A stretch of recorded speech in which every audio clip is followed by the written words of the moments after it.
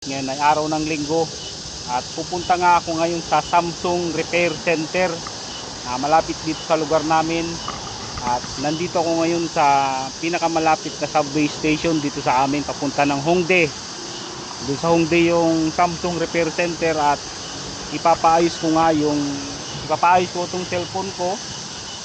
At nagkamali ako ng lagay sa tripod, yung clamp ng tripod na habang gumagawa ako ng video, yung pinaka-clamp niya napakatigas at nagkamali ako ng salang. Napapunta siya dun sa pinakagilid at natanggal nga yung case ng cellphone ko. At yun, papaayos ko.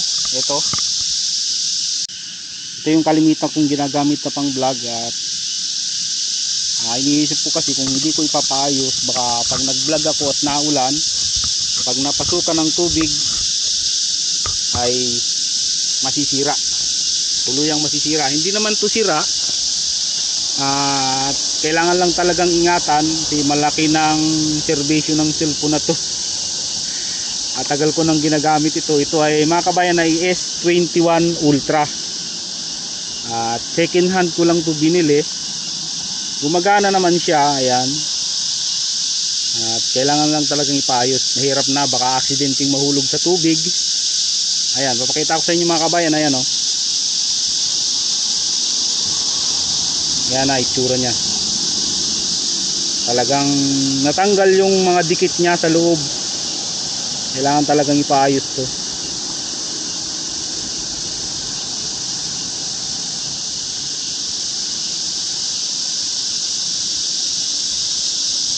Okay. Punta na tayo sa paayusan ng cellphone.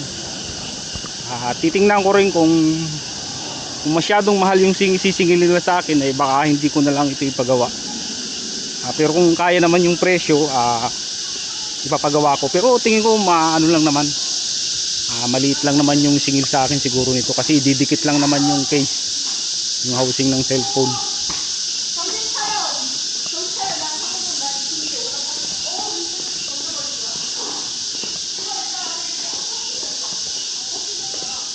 Ito mga kabayan yung pinakamalapit na subway station dito sa lugar namin, Yangchungu Office Station.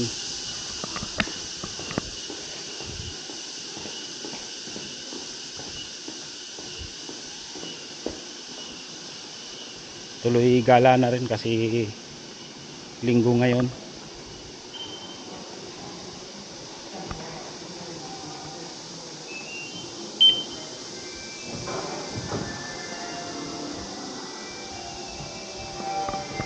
Wala na akong ginagamit na cellphone number dito sa South Korea kasi hindi ko naman talaga halos nagagamit yung number dito, yung pinili kong SIM card dito sa South Korea.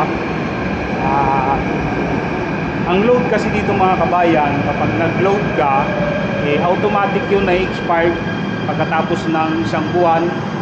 Isang buwan lang ang validity ng load dito at na-expired na yun kahit hindi mo magamit. Kaya naisip ko hindi ko na lang loadan yung number ko kasi may wifi naman sa bahay.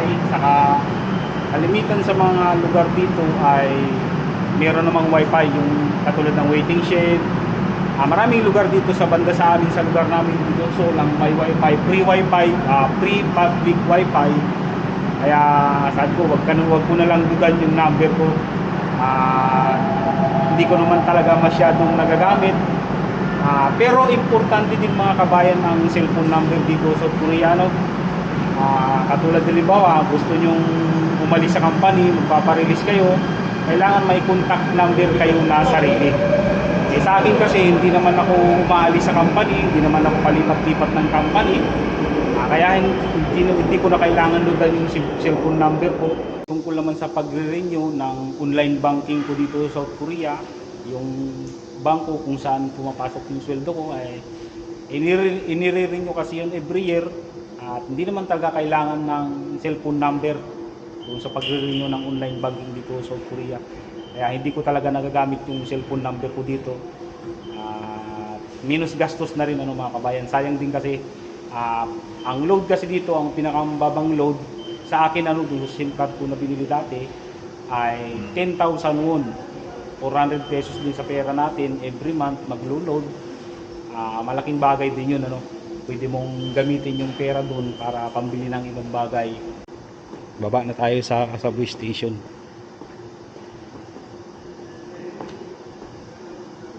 Sana bukas yung ang sama nito, baka sarado yung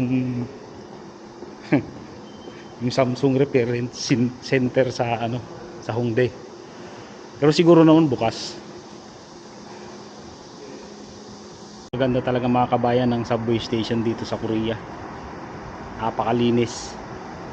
May free wifi din, public wifi, tapos yung mga basura nila talagang disiplinado yung mga tao, may kanya-kanyang lagayan. Ayan. May ko di malaman kung ano hugasan ng kamay ito. Kabila yung mga papel, tapos sa kabila yung mga can. Ayan. Vending machine din. Ayan. Kape. Parating na yung ano, train. Ayan. Gusto yung uminom ng soft drinks, tubig. Ayan. Ito na. Dumating na yung ano.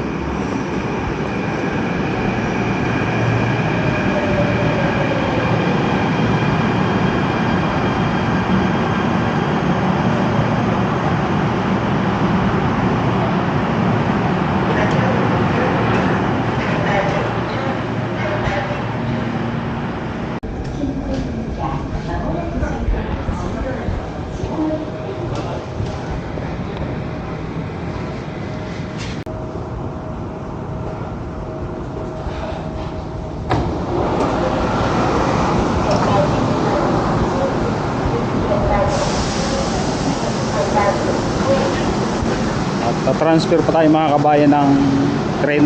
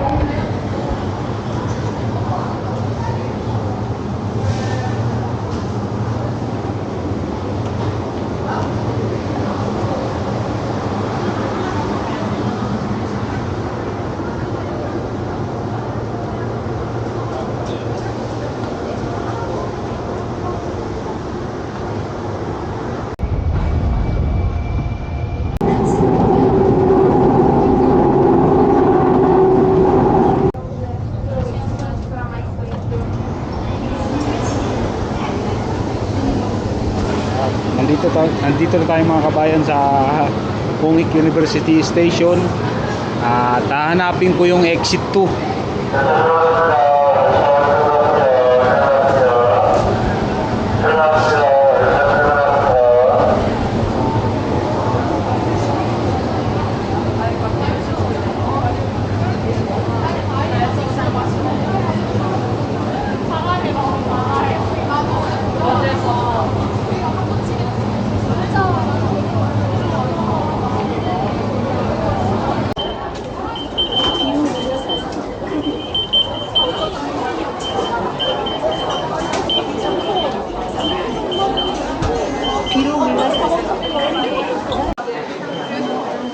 Daming tao mga kabayan.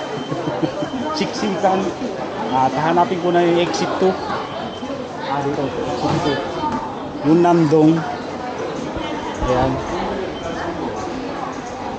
Ito tayo lalabas.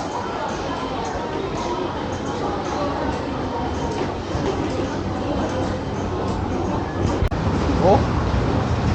Nandito lang pala. Exit 2. Ayan o. Ayan na, Samsung. Paglabas lang pala ng station, nandito na.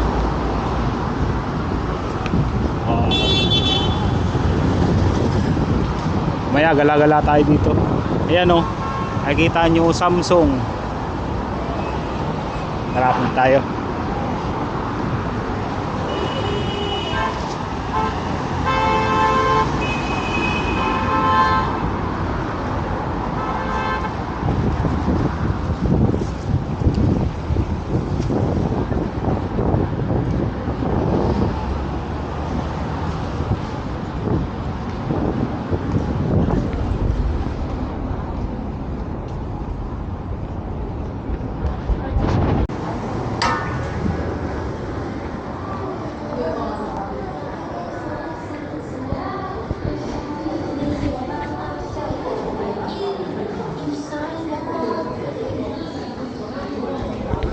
Kailangan daw pala mga kabayan ng ng reservation kapag pupunta ng linggo dito.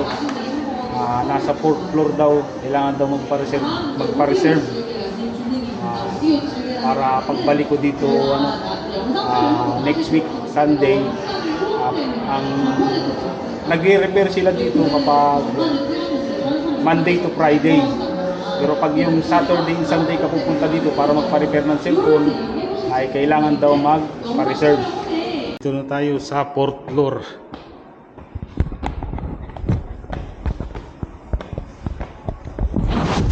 Ayun mga kabayan, babalik na lang ako dito next Sunday kasi nakapagpa-reserve na ako para idikit yung natanggal na cellphone case ko.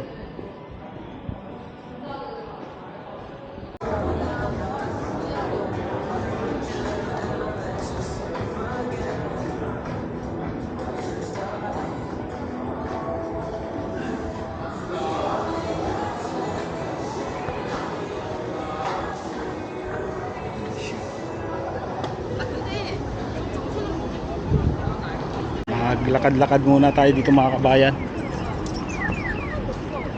Kahit mainit.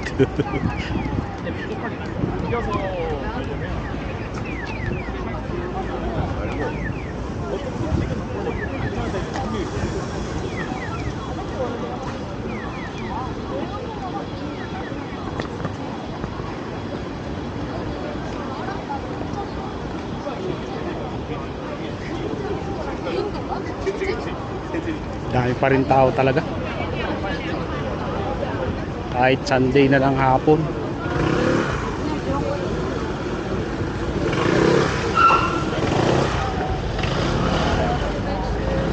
Dami kasi mga estudyante dito kahit Sunday.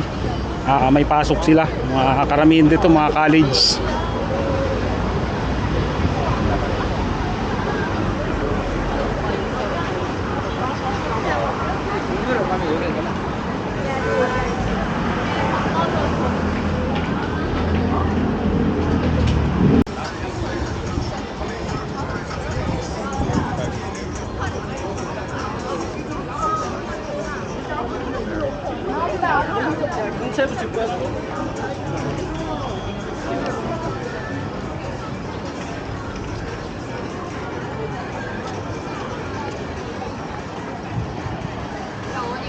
어디야?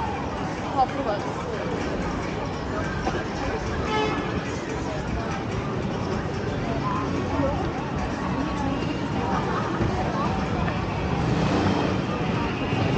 Lang nga. Parang hindi alas 3 ng hapon dito Kahit tirik pa rin ng araw, ang daming tao.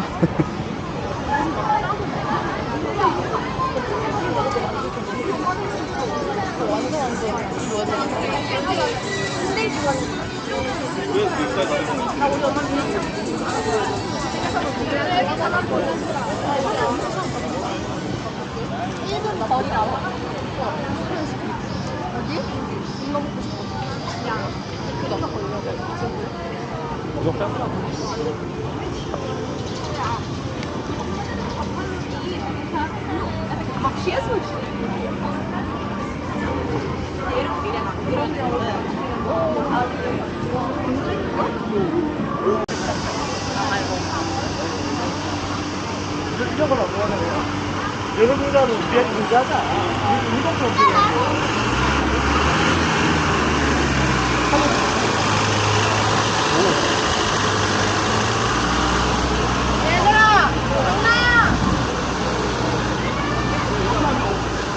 일부러 저녁에 요거 먹으러 갔다.